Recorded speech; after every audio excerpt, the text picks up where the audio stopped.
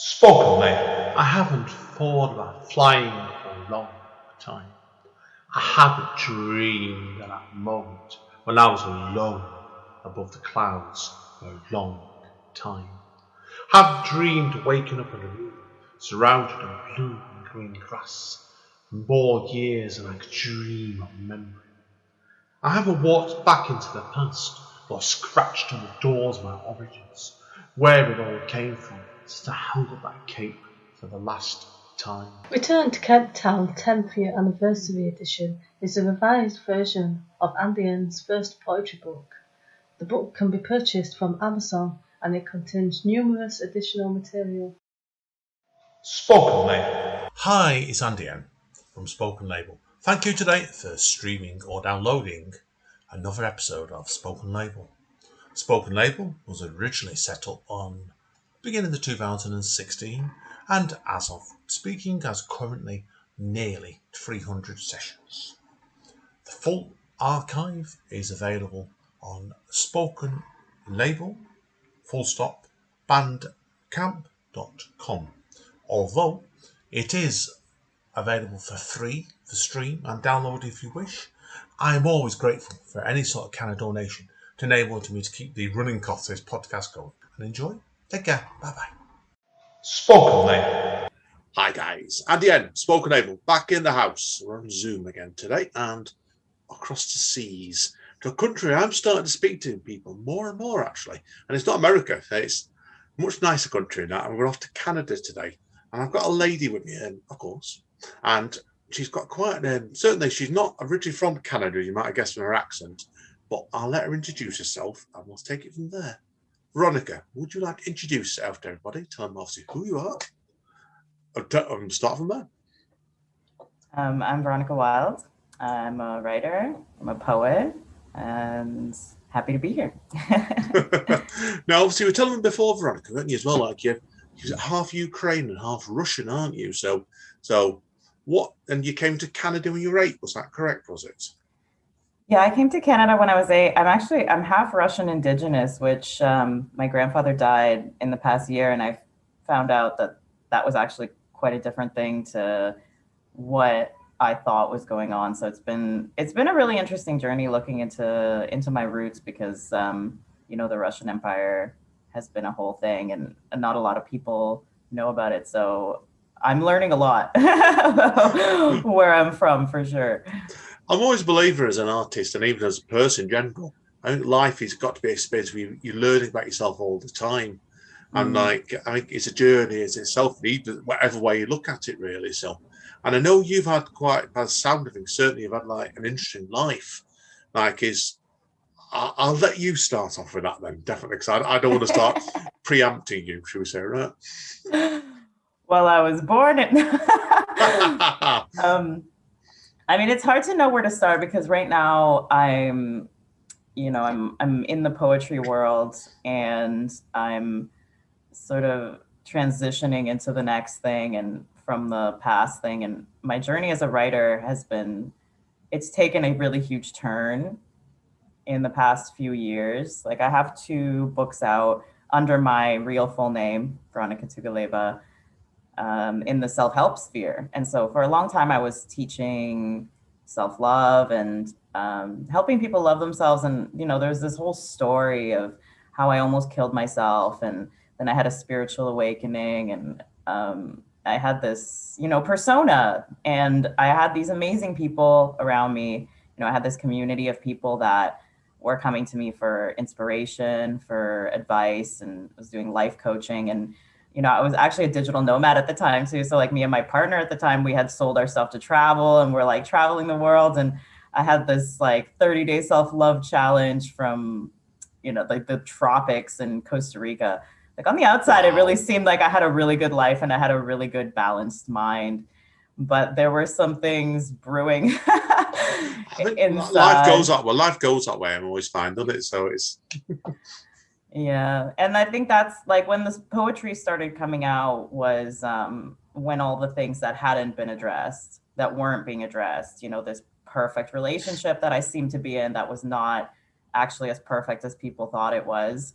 And as I was making it seem like it was, and telling myself that it was, and my family. And as that started unraveling, then a lot of trauma started unraveling, a lot of emotions that I had really bypassed. I'm not sure if you've heard of the term spiritual bypassing. Yeah, I have actually. I know someone who went through that.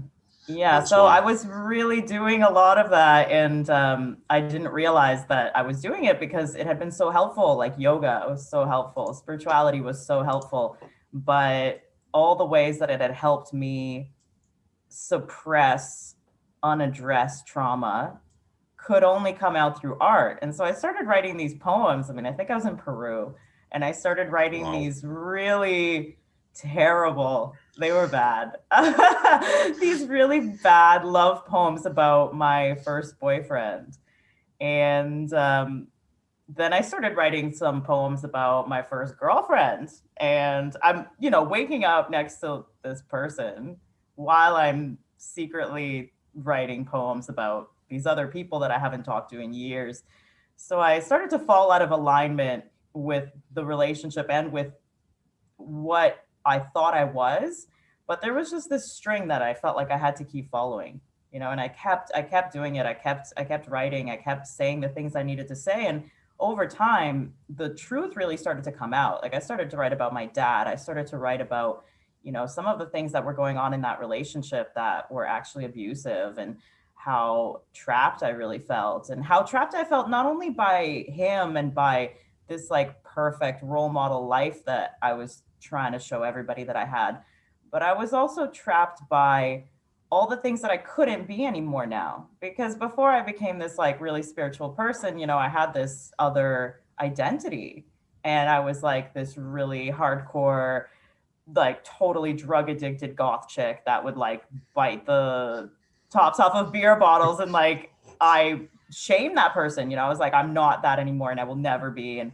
I will never dress like that. I will never wear makeup. I will never dye my hair. And I just really killed off this part of myself, like really extremely. And so I think what was really happening is that this part of me that I had killed off had started coming back, and it started coming back through poetry.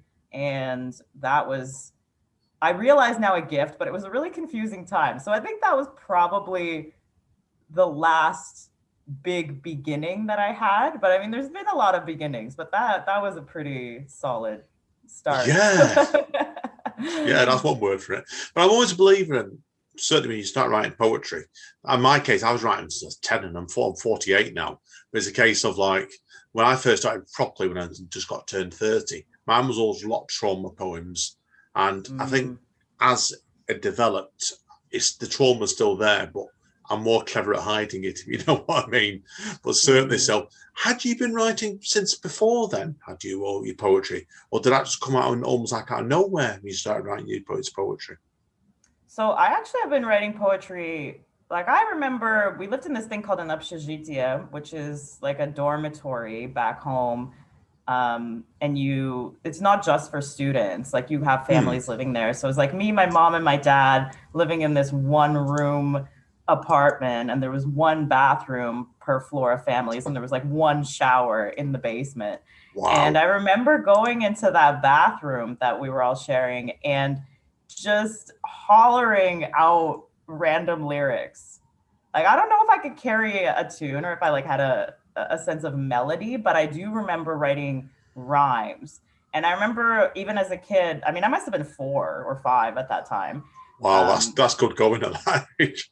Yeah, Wow. and I started, even like when we first came to Canada, I started playing with words, like I knew the number that corresponded to every single letter in the alphabet. And so then I would go and I would like look at the license plates of cars, and I would try to get all the numbers to add up. And I had this thing for numbers. And so when I was writing words, I would try to stay in this really specific, in meters that I think some of them I invented, and some of them I kind of just picked up from the ether, because some of them are, in whatever, like an iambic pentameter. And now I know that I had picked up on that just from hearing other poetry. I had picked up on like limericks, but I was just playing with it, but it was really structured. Like I also really liked acrostic poems, when you write Oh, I love something. Love acrostics. When you can have some But I real mean, fun I with was writing like today is the day I die.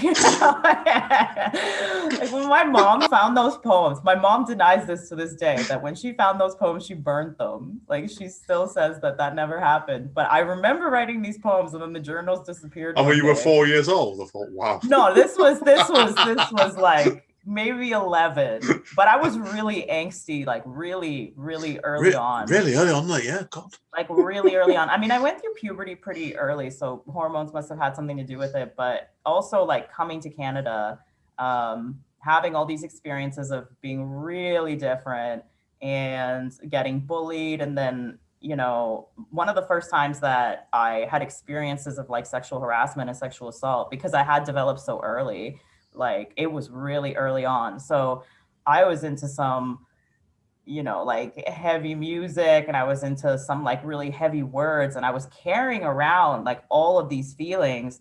And I have no siblings, and we had just immigrated to the country. And my mom had like 5 jobs, and my dad was just trying to make ends meet. So I didn't really have anybody to talk to.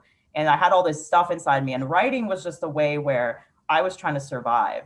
So after it stopped being this, like I'm playing around with syllables thing, it was really a place where I could go to say what it is that I wanted to say. And I think the reason that poetry became such an important part of my life as a kid was because I could code it. Like, because I knew my mom searched my room. Like, I knew that because sometimes things would go missing, and sometimes she would tell me what she had found, right? And so if I had learned to code the things that I had to say, then the more I coded them, the less scary those things seemed to her. And then the more I felt like I could express myself.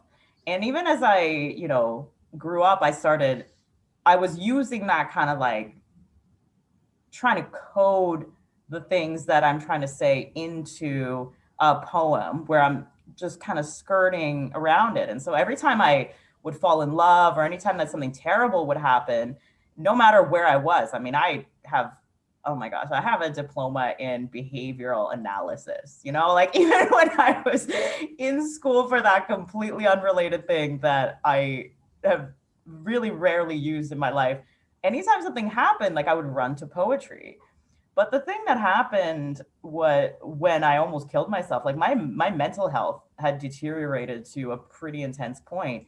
And when it had deteriorated there, I was writing so much. I was writing so much poetry. I was writing so much music. And that was me trying to survive, because that was how I was trying to survive. But I wasn't eating. I wasn't sleeping. I had giant bags under my eyes. Like my adrenal glands had failed. There were big issues there, right?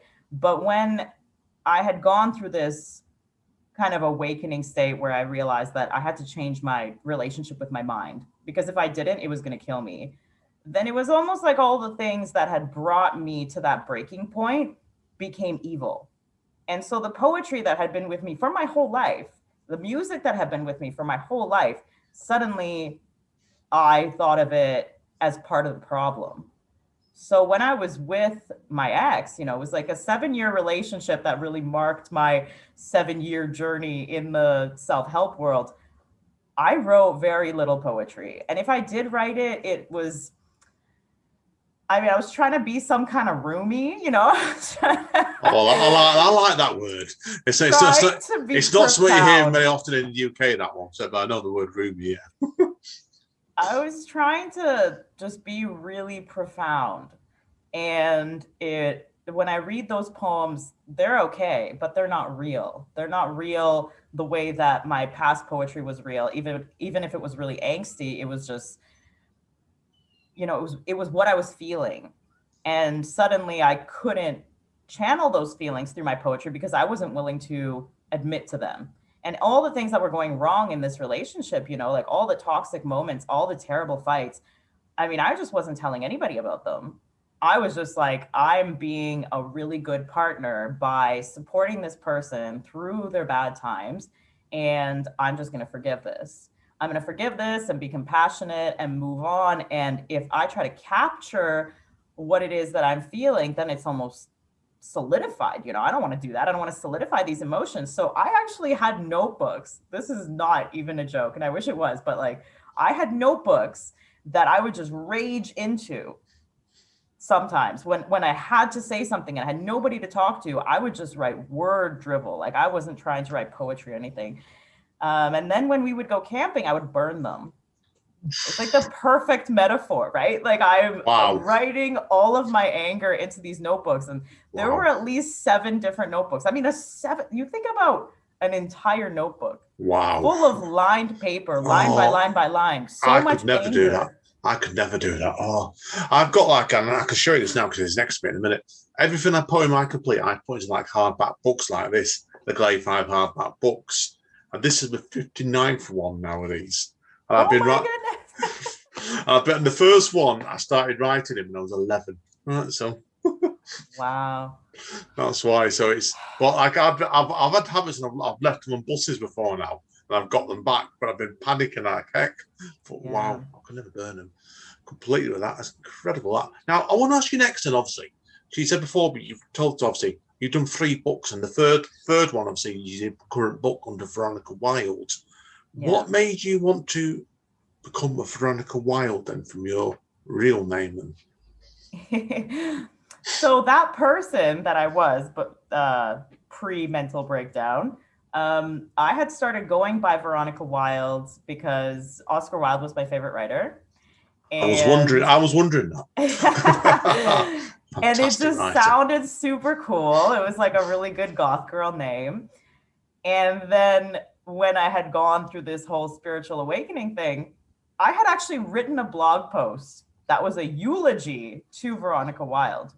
That's still on my website, and it's still one of the most popular posts on my site because I had referenced it in an article I had written that had gone viral, and then both of them got reprinted on this pretty big blog.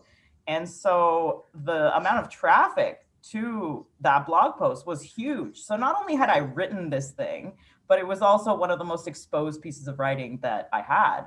And I had seen this as like a death of the ego, like my ego had died and I had buried her. And sometimes she would come out and haunt me, but it was like, I'm so spiritual and I'm so great for, dealing with how my ego haunts me on a regular basis. And so when I had started writing the poetry that I'm writing now, after I was done with the love poems, and I mean, will we ever be done with love poems? I mean, I moved on to deeper things. I started I started seeing more spoken word. Like the first time that I ever saw spoken word in Toronto, it blew me away. And then I started writing spoken word. I've got a theater background. And so it just came together so quickly. And then when I started hanging out with other spoken word poets, and I started to see how much there was to learn, how much there really was to really consume about the structure of poetry and the art of poetry, I started to realize that all the things that had brought me out of that 7-year quietude with my thoughts, it was really just the beginning. And now I was ready to start playing with structure, playing with form, playing with all these things. And as I started playing with it, I also started getting really political. I started writing about, I have this one poem called Men in my new book. And it's just like every single episode of me being sexually harassed and sexually assaulted through my life. And I think there are 19 items on that list. And I was just about to say, that's going to go on a few pages out of then, doesn't it? Yeah, it's a long, long poem. And like there were some, even after I published the book, then I was like, oh, I forgot about this one. I mean, this stuff was really heavy. And I was writing about my parents. I mean, in the first versions of the manuscript, the word dad and father appeared over 10 times. Like mom appeared so many times. And so we have a really recognizable last name. And I have a better relationship with my mother than my father, and like the conversations that we had about all the things that I was writing, I really got to see how it affected her when I told her how I felt, and how she was willing to make changes based on that information. I mean, some of the poetry that I showed her is completely changed our relationship because she didn't even realize that I had felt that way. So then the Wow. question became, does it need to say mom on it? And I started going through the manuscript and I started taking out, okay, this doesn't need it, this doesn't need it. And then at the very end of the day, there's still a few moms and dads in there, but I'm solid on the fact that I'm okay with them being linked with my name. But then I still started feeling like I needed a costume. Like I needed something, like I'm the only person in the world with my real name. And there was something about that made it difficult to make changes. It made it difficult for me to just be a human being because everything that I was doing was going through this name. And I started to think about bringing Vironika Wilde back pretty early on. Like it was just a thought, you know, like you're going to bed and then you have this like bright idea. And I'm like, am I really going to do that? Like I literally wrote a eulogy to this person. Like, is that really going to happen? But as time went on, you know, I left my ex and I started like experimenting with all of these things that I had left behind, trying to be a spiritual person. And so much of it had come back to me. Like I do wear mostly black. Like I really do. And that's just something that I do. And trying to not be that was just really stifling. Like I can't even explain how stifling it is to be trying to wear colors when you just don't want to. Like that's just not how you want to dress on like a regular basis. Like mostly just want to wear black. And there were all these things that I was when I was that person that I had vilified, but when I started to see it from a different perspective, then I realized that this person was an artist. I was an artist and I was embodying the creation of art in every single moment and this like shameless existence. And I hurt a lot of people and I hurt myself and I was a drug addict. I mean, there were a lot of problems there, but I felt so embodied in the creative energy in those times. And the fact that I had killed off this part of myself really started to get to me. And I realized that I had already had a pseudonym. Like I wanted a pseudonym for Love and Gaslight because I was saying some really heavy political things and it felt right to have a pseudonym on this book. Also, just like basic marketing, right? Like you don't want to have one thing be all these different things, you know, like when a corporation like branches out, I know that's a really dirty word to use like a poetry conversation. It's a swear word. But, you know, like when you branch out and you create a different company, you call it a different name just so that people don't get confused, so that they know what they're talking about. And it was actually a really emotional process bringing Vironika Wilde back, because my immediate response when I started embodying more of this part of myself that I had killed off, my immediate response was to try to be that and kill off the thing that I had been for 7 years. And this started to look a whole lot like multiple personality disorder at this point.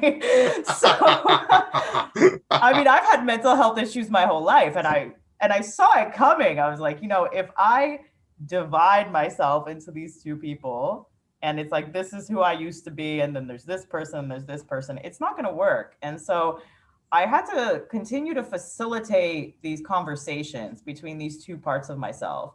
And it was hard because a lot of, like in that Men poem, another thing that had happened is that I got sexually assaulted by a spiritual healer.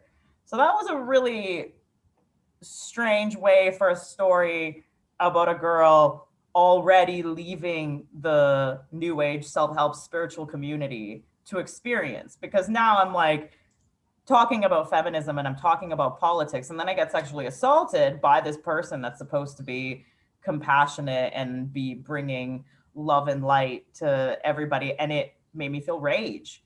And that rage made me want to be only Vironika Wilde, like to kill off all of this spiritual stuff. But then I developed these chronic pain symptoms from not doing yoga, from not engaging in meditation the way that I used to, from not being connected to my breath, right? So it's been this, I suppose what I'm trying to say is that it's not like I was Vironika Tugaleva and now I am Vironika Wilde. It's just that my poetry, the way that I'm releasing my poetry right now, belongs under that pseudonym more so than my real name, but I'm not afraid of either one. I'm not afraid of either of these names, either of these people that I've been. It's almost like I've spent a lot of time in one room and I've spent a lot of time in another room, but now I'm building a third room where it's integrating the things that I've seen in both of those rooms, but I don't actually really want to live in either of them. Yeah, right? Like I have my way. own third room that I'm in. And yeah, it's I think when you create something that's really honest, like really punchy, like really down to the soul, there's something about giving yourself a pseudonym, even a little bit, because the spelling of my first name is still like, if you type that in on Google, like it's still me, because it's a really, I don't know what immigration was thinking. They just translated Veronica in this weird way, but it gives me this like slight bit of padding. You know, it's like a stage or like a little fence, I like can a relate tiny to that. little curtain, you know, just to Same- protect me. Same for me, because like it's obviously you know me as Andy N. Andy N. I'm not going to give you my real name on camera, but that's my alias. I do it like it's like, I think curtains are the right words, mirror sometimes to me. It's very, very similar to what you mean, Tom. Right, a couple of questions I want to carry on now, change topics. I also want to ask you very quickly. You've mentioned Oscar Wilde before. Do you have any favourite Oscar Wilde pieces before we ask you about your book? I do, but I actually don't know how to pronounce it. It's the one that he wrote in prison, but it's the Ballad of Reading Jail, we call it. Is that word pronounced jail? Yeah, I would have said Gowl, and then you would have been Gowl, like, what? Gowl Jail, same thing, but it's the old way of pronouncing it. And I thought you'd go for that piece, to be honest with you. It's either I thought, because he was a real chameleon as a writer. You think really the various things he did, and like he probably invented. He did one of the first real horror stories, didn't he? The Picture of Dorian Gray, which I absolutely love that book. And then his plays are really good, and my last poem is just incredible, right? I remember when I first found Oscar Wilde. It was actually after. I mean, I had been partying all night. It was in the depths of addiction. I had been up all night. We were supposed to go to some place, and then we got a call from the people that we were supposed to go to this place with, that the cops had raided the entire thing, and everybody had spent the past few hours with their faces down on the floor being like searched and harassed by the police. And we were just sitting in this room thinking, oh my gosh, like our friends are about to, you know, like, I don't know if they're going to get arrested. Like, I don't know if we don't know what's happening. Our plans are broken. Like, we're coming down. It was a vulnerable moment in my early 20s. And I had found this Oscar Wilde book on the side of the road, like weeks before. And everybody was in a really tense state. So I said, why don't I just read out loud from this book to everybody to try to calm everybody down? And that was how I found Oscar Wilde. And I'm reading this stuff out loud, and I was just, I mean, if something can impress you in that mental state, when you're anxious and you're coming down and you're like, my serotonin levels were low. And this writing, these words, it's like they swam off the page and they were a drug. You know, after that, I just sat and I read that entire book. I got other books. I mean, I couldn't stop. And then I got really into Jane Austen. I mean, I just went on a whole English lit journey there. But it was really a saving grace, because that was like a low point. And then after that, even though I kind of spiraled in and out of addiction for many years, I was pretty steady for a little while after that. Like, I would spend days in bed just reading and reading and reading and reading. And these words just felt so healing. And so I saw Oscar Wilde as this rescue from a really shitty situation. Like, what? Wow, that's one way to do it. Could you just pick up a book and have it transform a room like that? I mean, not many for sure. So incredible story. Right, I've never told that story on the air. See, I've read it. Spoken label. Exclusive. Right. We go down to the nitty-gritty writers on the right. Incriminating, yeah. Right. Okay. Now, seriously, we better talk about your book, don't we? So now, obviously, I want to know, first of all, then, with your book, Love and Gaslight. I ask you about your album as well. So why Love and Gaslight as a title, first of all, for this poetry book? So a lot of people in the spiritual community, they end their emails with love and light. And that's I do. Really big I do thing. as well.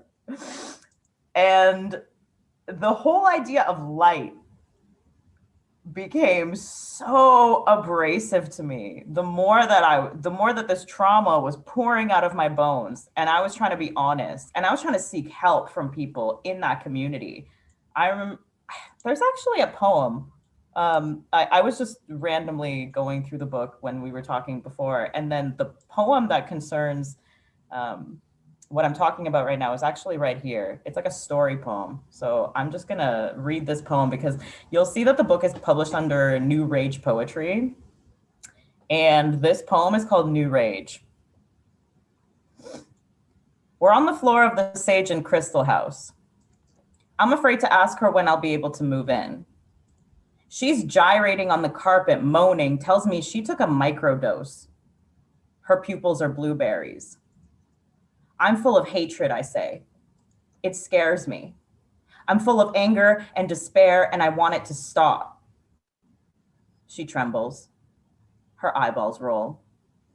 She says, "You created this. You, the universe, created this." I raise my voice. Hiss. I did not create him. Turning fury to tears is an avoidant habit. But you did, love, she coos. You wanted to experience this. You wrote this story. I hate him. I whisper, I don't want to. It's embarrassing, but I hate him. Sniff. She smirks, undulates. You created him. You chose him, like you chose your parents. I nod, wipe my cheeks, tell her I understand, skip town, and boycott the New Age movement.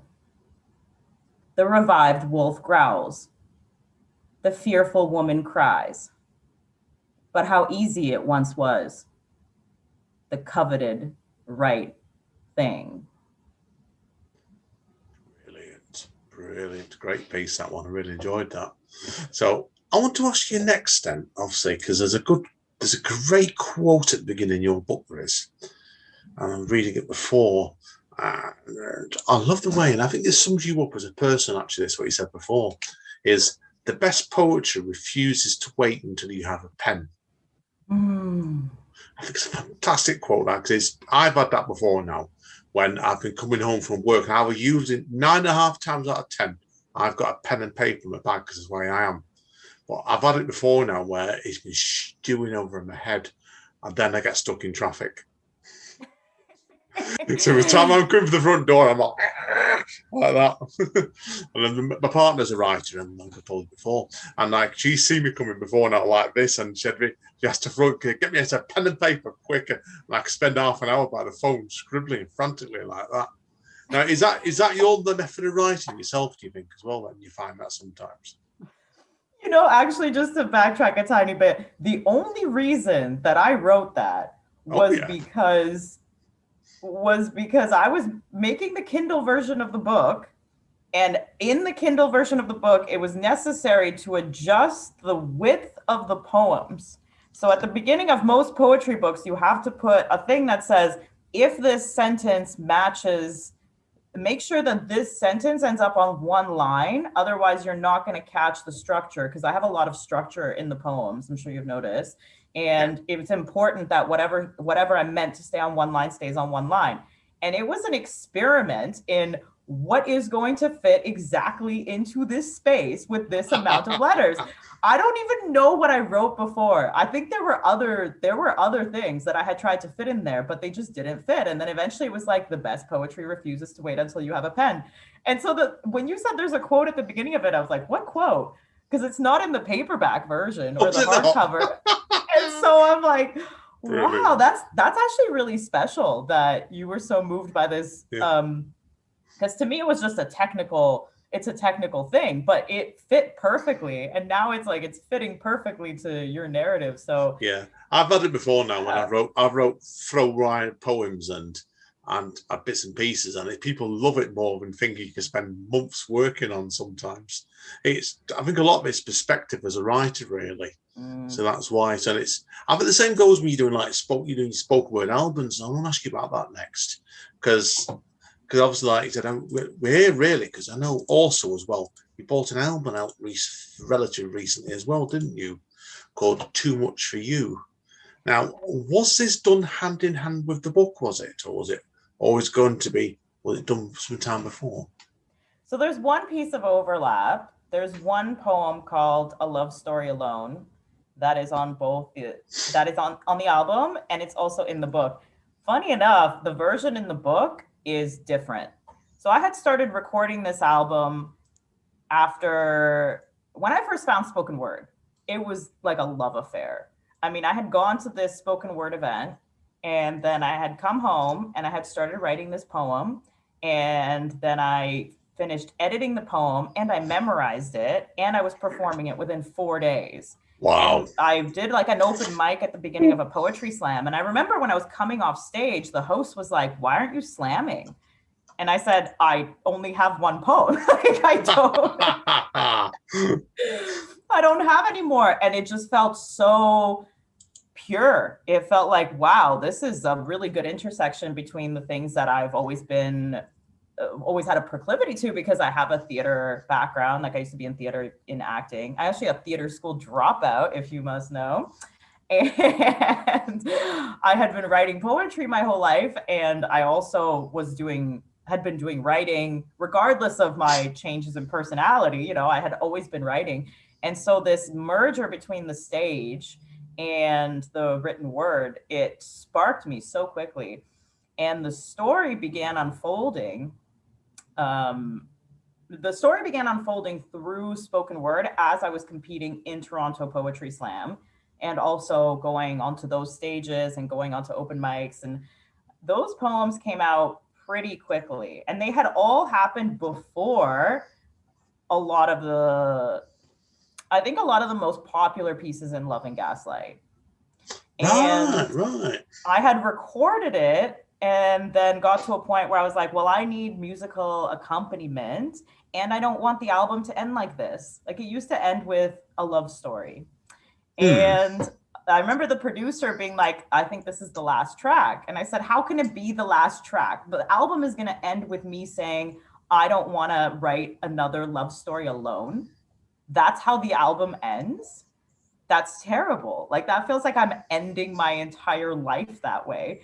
And he said, "I think this is the last track." What I think he was trying to tell me was, the structure of the album is, it's a woman falling in love and thinking that she's found everything that she's looking for, and then realizing that not only is it not what she was looking for, but she's also got a whole lot more to deal with in her relationship with herself before she can ever have a relationship with somebody else. And so what I think he was telling me is that the narrative had progressed properly. Like, from the first track, which is really, it's kind of like this rhythmic hip-hoppy like love poem, to the last track when she's like, "I don't want to write this love story alone." It's a good narrative, but I kept saying, I don't want it to end like this. This is not the ending that I want. And then A Love Story Alone came. Like, I don't want to write another love story alone, a love story alone. That poem, like, it's my go-to. Like, if I have to perform a piece of spoken word, like, that's my go-to. Like, when I was in Melbourne last year, I won the Melbourne Poetry Slam. I was supposed to go into the finals. Like, that was the first poem that I did. Like, that poem has been an anchor for me. It started to bother me some of the phrasing in it, and I felt this desire to alter the recorded version. But I had been sitting on it for so long. Like I left those recordings for so long because they didn't have a musical accompaniment, and because I wanted to change some of the parts of the audios. And eventually I started working with this guy who was actually in Toronto, and we said, what are we going to do with these? Like, what are we going to do with what's here? How can we compose around it? And how can we make it into the best thing that it can be? And it was an emotional journey. He had to be there with me while I was, judging myself for the things that I had said and not said, and take this out, take that out, add 1/8 note of a breath. Okay, take out 1/16 note of a breath. I mean, I'm terrible to work with. Like it's not fun. I mean, I paid him, but I'm not a good customer. And so when we had finally gotten this album together, it'd been years in the making. Wow. In the background, I was crafting Love and Gaslight. And Love and Gaslight, like the poem Love and Gaslight, had gotten really popular on my Instagram. And I said, you know what? I'm going to make a collection that's called this, and it's going to have 5 chapters. And the chapters are going to be the things that I've gone through. So the things that I was writing in that relationship that I was really unhappy in, I had made them into poems because I wasn't writing poems at that time. I took tiny little bits of things that I had written that I hadn't burned, and I had made it into poems, as opposed to other things towards the end of the manuscript. I was already writing poetry, so it was just a collection of poetry. And then the album at this time, in the background, it's being created. And so somehow this album that I had started to make so long before I started to compile this collection, had somehow ended up being ready at around the same time. So, which was the end of 2020. I mean, there was time to work on it.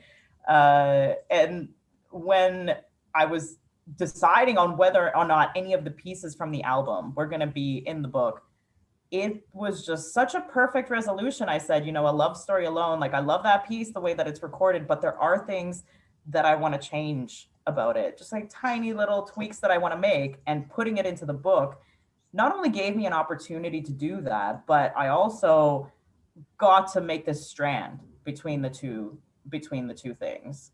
So that's kind of the thread that unifies the book and the album. But the storyline and the things that are going on in it, I suppose it's different perspectives on similar situations. Really, that's fascinating. Now you said like you do touch on like as haven't you always firm believer you do projects that overlap. There is an interlink in it, whether it's intended or not. And that's certainly the case there. So good luck with both those projects. Now, we'll come on to the last couple of questions now. I'm conscious of the time tonight as well. But you were telling me before off mic about what you've got coming up next. And I know you've been working on some music, haven't you? Yeah. Should we just avoid the topic then and move on to the last question? No, we can. I don't want to give too much away, but yeah, I've been producing, and it's just been so good. I sit there and I play with tiny little notes, and all of my really crippling perfectionism that has not served me for my whole life, employing that perfectionism to move notes around and to layer things, and then being able to listen back to it. Oof, there's nothing like that.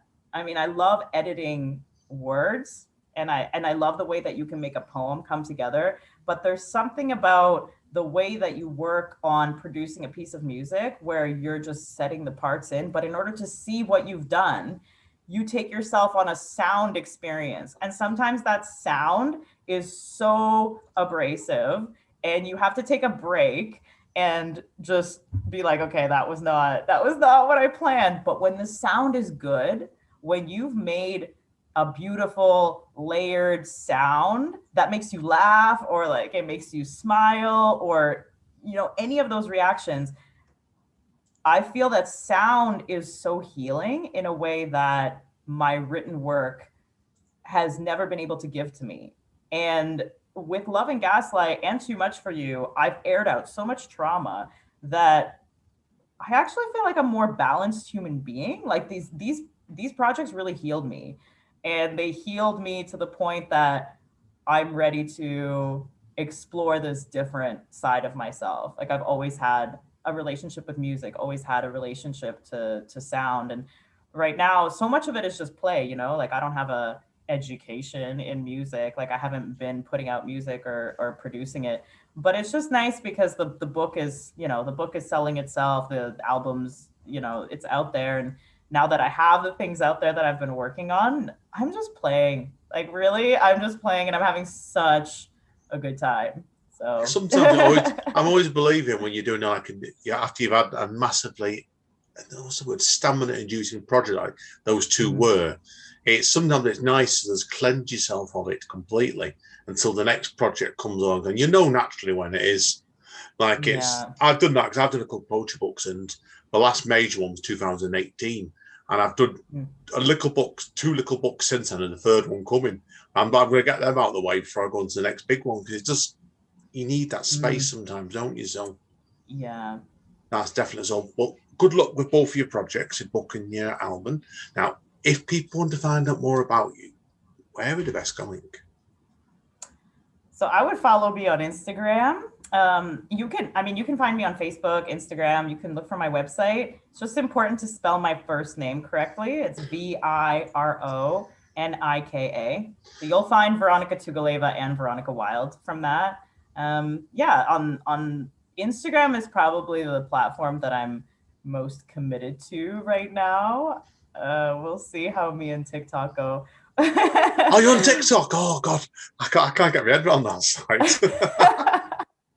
Oh my God, I know. We'll keep off that because I could be swearing about that site. I'm too old for TikTok, but my soul is pretty young. If you're too old, I'm a pensioner, maybe, right? Brilliant. Oh my God. Right, listen, well, what do we wrap up now? And you're going to do a poem for us in the second half. And we're going to let you quickly talk about one of your tracks on your album, which is coming as a bonus. So thank you today, Vironika. It's been a fantastic track. I've really enjoyed this. So hang around, everybody. We'll see you in a minute. Spoken, mate. Guys, we're still here with Vironika now. We're doing something a bit different for the second half.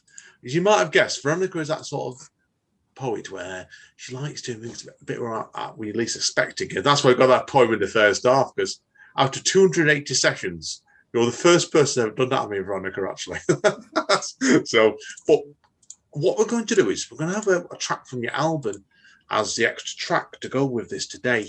And I want to tell people about this track, Vironika, because I love this. And it's the longest title track on the album, but it's also, I love using numbers in it. Was 27 things I want to remember before I fall into you again. Now, I don't necessarily talk about the content, because it's such a personal piece. Where did the idea for the numbers come from in this piece? I had a piece of paper next to my bed, and I started writing things on it that I wanted to remember. And then as I started to understand that there were going to be more than a few things, I started writing in my phone. And the original title in my notes app was 13 Things I Want to Remember Before I Fall Into You Again. Because he had just left. And then my conscience came back to say, what are you doing? You know, like, what are you doing? Like, is it worth it? Is it worth it to have intimacy with a person that makes you feel like this? Where every single time that they're not here, you're just barraged by your own thoughts. So it was a reminder. It was not going to be a poem. It was not going to see the light of day. It was a note to self. What was it? Oh, wow. 13 things I wanted to remember. And then 13 became 15, 15 became 19, 19 became 25, and then 25 became 27. And every time that I would go back to this note, and I started to see the poetry in it, I started to see where the poem was trying to come out. And one of the first spoken word pieces I had seen online, it's called 21. I don't know if you've seen it, but it's this guy, he's counting down from 21 and talking about his father and his father being an alcoholic. It's a brilliant piece. and the numbers and the way that the numbers hit you in that piece. I always had wanted to do something with numbers. And as this, note to self was becoming a poem, I started reading it out loud to myself, because that's what I do when I'm trying to, I think that's why I memorize my pieces so quickly too, because in order to edit a spoken word piece, I say it out loud. And the more you get practice saying something out loud, the more it becomes embedded in your muscle memory. But this piece, there were certain parts of it that they just brought me to my knees. Like, I would have to stop practicing the poem because it was making me cry. It was just taking me on this huge emotional journey. And I started to feel good about those tears, though. I mean, the more that a piece can hit you, like right in the heart, over and over. There's one of the parts references the previous track, because I had written this really spiritual love poem, and then 27 Things is it's the moment of clarity after the spiritual love poem. There's this one part of it that references the previous track, and that really got me. It really got me because it felt like peeling back this illusion and seeing the ugly, ugly, ugly truth underneath what it is that I had not only told myself and told this person, but I had been performing on stages telling everybody was happening. And it hurt because it felt like that's exactly what I have done before. I am so good at this. I am so good at trying to make a relationship seem like it's so great and everything's perfect, but then hiding out from the things that are really going wrong. And when we were going to record this piece, I did not record it in order. So the album, everything, including A Love Story Alone, which was the last track to arrive, everything was recorded. And then the guy I was recording with, I said, Dylan, there's one more track. And he said, well, like, you're going to Montreal, I'm going to New Brunswick. We've got 2 weeks. Like, I don't know why you don't want to record this track. You've been leaving it for last, but we got to do it. We've got 2 weeks. Like, let's just make it work. And I remember going up to the microphone in the studio and I looked at him like, Dylan, I'm sorry. Like, I'm sorry. I'm sorry for what I'm about to put you through. Like, this poem is too much. It's too much. I just kept saying that. Like, it's too much. It's too intense. It's too much. And he said, it's okay. Like, we're here. I'm here. Everything's going to be fine. And the first take that I did of this poem, I don't think I've ever been that angry in my entire life at anybody. I've never yelled at somebody like that. And afterward, like, there's just this silence after the recording ended. And he said, are you okay? And I said, I think I need to do that again. So I recorded it again. And usually we would do 2 takes. That was our process. We would do 2 takes and then we would splice in and out of them. And then if we needed anything extra, I'd go back into the recording booth. This thing, I recorded it not twice, not 3 times. I did it 7 times. Oof. And then I laid down on the floor in the recording studio. I think I would have done after that. Wow. He's saying, are you okay? Are you okay? And I said, that was the most, like, I'm a really emotional person, but that was the most emotional I think I've ever been in a concentrated amount of time. And actually the title for the whole album, Too Much for You, that's a line from A Love Story Alone. But when I really think about the recording process of 27 Things, and how afraid I was of being too much for the producer. I was afraid of being too much for the person that I was paying money to record me doing my art. I was afraid that I was going to injure his manhood by exposing him to this vulnerability of female thought. Wow. No, that's... Wow. I don't know what to say to that. God. Yeah, I'm glad you like that track because it's really special to me. It's probably the closest thing to theater for me in that album, because there's some things that have kind of like a musical hip hop influence, like the first two tracks, for example. And then there's things that have more of the spoken word poetry influence. But I think 27 Things, I mean, it's definitely spoken word, but it's also theater. It's got a narrative arc. We put the swelling violins in there. I mean, it's a story. It's a good story. So yeah, no, I got the hip hop, and I think it was the first two tracks on the album. Actually, you're right with that. I think it was the first two, but that one it probably. I'm an ex-actor myself, so I really felt it when I was hearing that. I thought, yeah, I love the narrative, and I also love the use of the numbers. I thought it was quite a distinctive way you used it. Really, that's why, because you didn't let yourself get tied down by it too much. It was excellent. It's a good album, excellent album. So, right, okay, yeah. Well, that's all my questions anyway. So, we're going to call it a night, aren't we? So, I think we've kept everybody entertained enough tonight, Vironika. So, it's been a pleasure today. Thank you for this. I've really, really enjoyed this. Oh, thanks, Andy.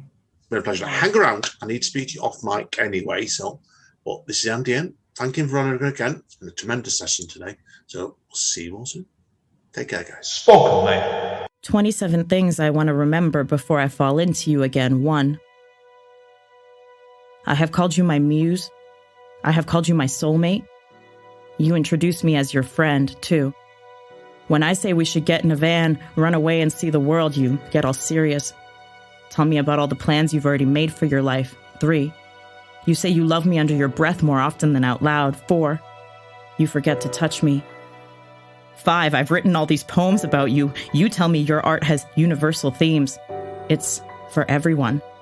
6. When we were with that girl who spent days trying to get into your heart right in front of me, and she asked you what you wanted to build in a relationship, your answer never mentioned us. 7. My attraction to you isn't getting stronger anymore. It fades every time you hesitate. Every time you miss an opportunity to love me like I deserve. 8. But the pain is as magnetic as the desire. 9. You never tell me you miss me. 10. All the times you've left me unsatisfied. 11. You say your default position is to seek peace in the moment, not need anyone or anything. It sounds nice. Meditative. But I'm one of those things you don't need. 12. You never told me that you're ready to surrender to this energy between you and me that bursts into art. I should have waited for an answer. 13. I'm on my knees and you're still standing. 14. The other day, a friend asked me if I would keep the baby if I got pregnant, and I said yes so quickly it surprised us both. I thought I didn't want kids. You told me you did. When I told you that story, you told me about a pregnancy scare you had to deal with once. Said you couldn't make anyone get rid of a baby for you. 15. You've told me about 2 girls you felt like you wanted to be with forever when you first met them. You've never said that to me. 16. I was happy before I met you. I will be happy again. I will love again, no matter what happens. 17. All these times I feel crazy when you pull away and then can't wait for more than a few minutes to respond when you come back. I feel weak. Isn't love supposed to make you strong? 18. You tell me that you feel more than you ever have, and I confuse that with you telling me that you feel as much as I do. 19. I have told you so many times that I see God in your eyes, feel it in your presence. You never say that to me. 20. Your God doesn't moan. Your God is waiting for your devotion while you're with me. My God lives in your eyes. 21. I have survived worse things. I have let go when it was harder. 22. I'm not sure that last one is true anymore. 23. It's morning and I miss you so much I can't finish writing this poem without remembering how beautiful you are. 24. I can forget all these things. Shove them in a closet. Pull myself together just to sit at your feet and bathe in your existence. 25. You don't feel the same. 26. We both lie to me and say you do. 27. I know you don't. I know you don't. Spoken, mate.